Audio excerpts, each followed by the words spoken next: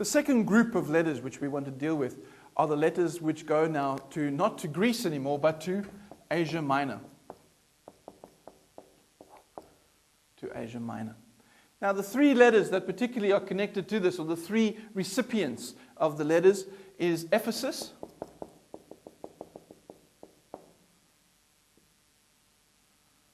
Colossae, and Galatia. Ephesus, Colossae, and Galatia. And those are the three recipients of these Asia Minor letters. Now, straight away you need to realize this is Asia Minor he's writing to. Asia Minor is, of course, where Paul came from. He came from that region. So even though he's come from Cilicia rather than Galatia or the area around Ephesus, we need to realize that he knows this area. This is his backyard. Almost in a sense, it's his people. So even though they might not all be Jewish, even though there may be Gentiles there and there may be other connections, this is still his backyard. And I find it interesting that often we're much more angry with our own backyard than we are with strangers. And when you look at these three letters, you realize that Paul is wanting to warn each of them. He's wanting to encourage them, but also to warn them about the emphasis that will happen in that area. He's wanting to connect with them. And he would have understood what was happening in this very, very diverse area. This is an area that had been taken over by many different tribal groups over the years. And now it was a Roman region. And it's into that Roman region now that Paul is speaking to the Christian church. He's wanting them to be connected, even though they've got the connections with Cosmopolitan, even though they've got the connections with Rome, even though they have many different religions, that in the midst of that, how are we still Christian there? We also need to understand that Asia Minor was a place where many of the diaspora Jews lived. So it had a very strong, thriving Jewish community all the way through the whole of Asia Minor. In fact, in archaeology now, we've found many synagogues from that area, often very large synagogues, which shows that the Jewish population was thriving and were connecting in this area as well. As you will remember from the book of Acts, is that the way Paul used to evangelize would be that he would go first into the synagogue, and then once he was there, he would either be able to speak in that synagogue and then move into the marketplace. So he always went to that place where the Jewish people would gather and would connect and would use the Tanakh in order to be able to explain the concepts of who Jesus was, that Jesus was the Messiah that they were awaiting. And so we see that in each of these particular letters. And so the first one is the letter to Ephesus. Now, there is some dispute whether Paul wrote Ephesus or the book to the Ephesians. We're not going to get into the debate about that because really it's uneven on both sides about why they should or shouldn't be acknowledged. But what we do know about Ephesus is that Ephesus was the capital city of that area. It was huge, it had a library, it had medicine, it also had one of the great wonders of the ancient world, the temple to Diana or Artemis. And it was this temple that really was the focal point of the whole city. It was immense. In fact, the temple building itself would have been about the size of 2 football fields. Now, that's just an immense building. The truth, though, is that it was also a harbor city. And the unfortunate part is that the harbor silted up very often. And so it often had to constantly be dredged in order for the ships to be able to get into the harbor. Today, Ephesus is nothing but a ruin. There is now only the ruins of this great city and of the temple itself. And in fact, today, the city of Ephesus is 3 kilometers away from the sea. Shows how much of that silting has happened over that time. And so we come to a city then, which again is cosmopolitan, but a city which has got its own particular problems. One of the problems that it had was this multiculturalism, the issue that there were Jews and Gentiles, there were slaves and there were free people, all mixed together in this hotbed of a place. Paul writes then into that context. He writes into that area and says, now listen, in Ephesus, in this place, we need to become one community. It's in this place that we need to be one community in God.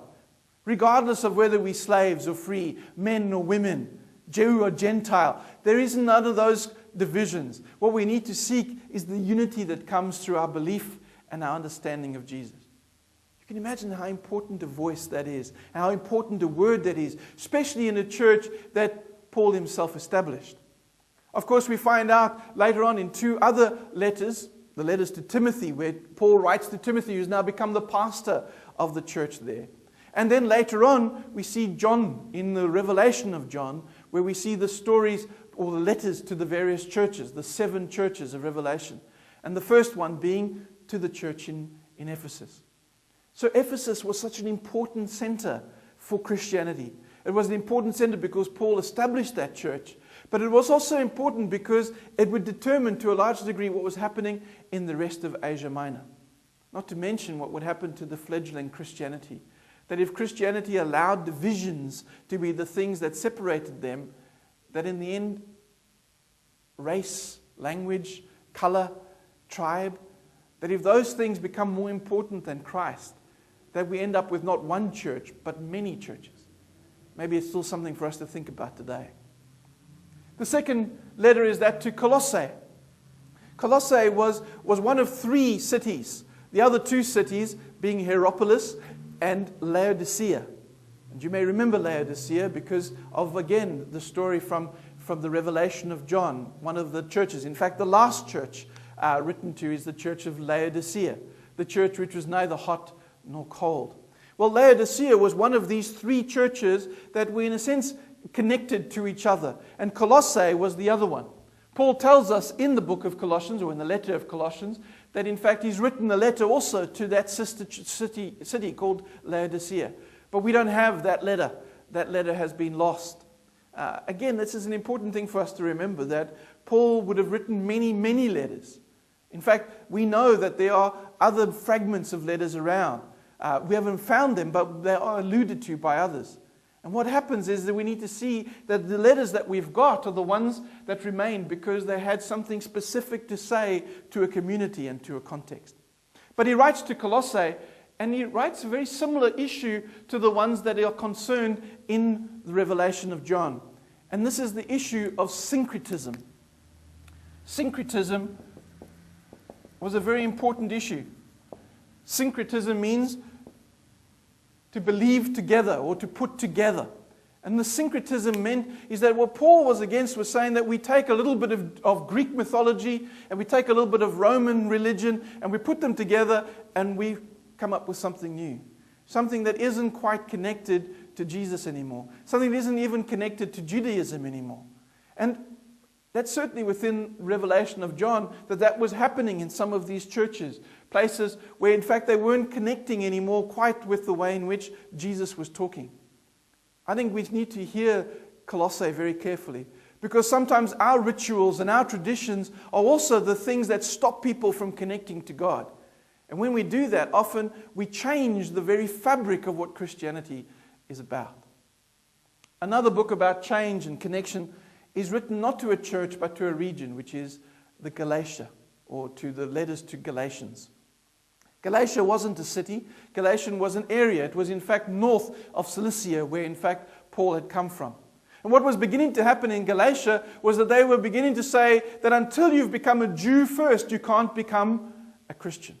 And again, Paul speaks directly to them in uncompromising terms, saying, no, you do not have to become a Jew first to become a Christian. Or what we need is not a circumcision of the flesh, but rather a circumcision of our hearts. Essentially, what we need is faith in Jesus, which is shown in action rather than shown just by cutting off a piece of skin off our particular bodies. And so it's in the midst of this that we see that Paul, all the way through in all the letters to Asia Minor, is wanting to say we need to come together as one community under Jesus. We need to stop the hurdles and the problems and the issues for people being able to get to God. And instead actually welcome them into that one community, into that one people who would worship and serve and love Jesus.